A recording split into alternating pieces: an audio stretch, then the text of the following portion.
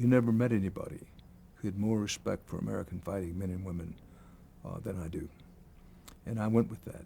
I had no opinions about the war other than it was a big, still developing, important story. I never had any difficulty with the military in Vietnam, particularly with anybody below field grade or below, basically majors and below.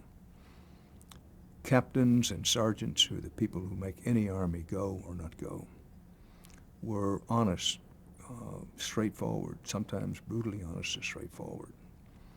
I didn't go with any agenda. I had no agenda while I was there, and I had no agenda when I came out, except to put on American television screens the war as it was,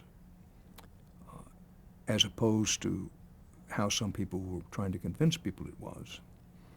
To do that, one had to go into the field. With television, you have to have the pictures. You can't sit around Saigon and listen to the briefings. You have to go out.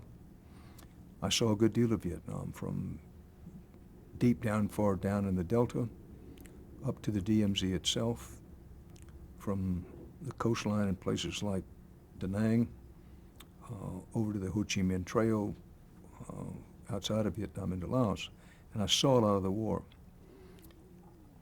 And increasingly, the more of the war I saw, what was being said in Washington about what was happening in the war did not match the facts on the ground. Our problem as reporters, let me just speak for myself, but I know this is widely shared by reporters.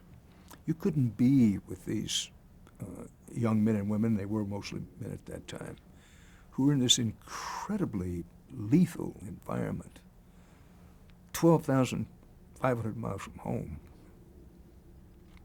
and see what they were going through, and seeing what the reality was on the ground, and then hear people in Washington who'd never been there, or if they had been there, they'd been there only an official sort of come take a look for a few days, describe a war that did not exist.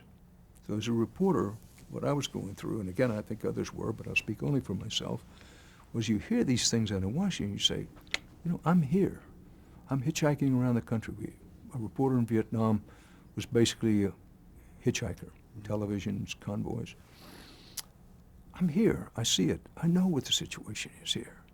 And to hear this being said in Washington about how well things are going, you know, you just ache to say, come out here, spend some time, come with me. Let me take you to this Marine unit in I Corps. Let me take you with this 1st Division down near Vung Tau and show you the real war. So there became a clash, if you will, between those who knew what the war was, what it really was, and who in effect were saying on television tonight, here is your war, for better or for worse, know what it is, and those who were trying to convince the American people, look, don't listen to those guys, that they have a negative slant, they have their own agenda, they're anti-American, and what have you. The captains and the sergeants knew better.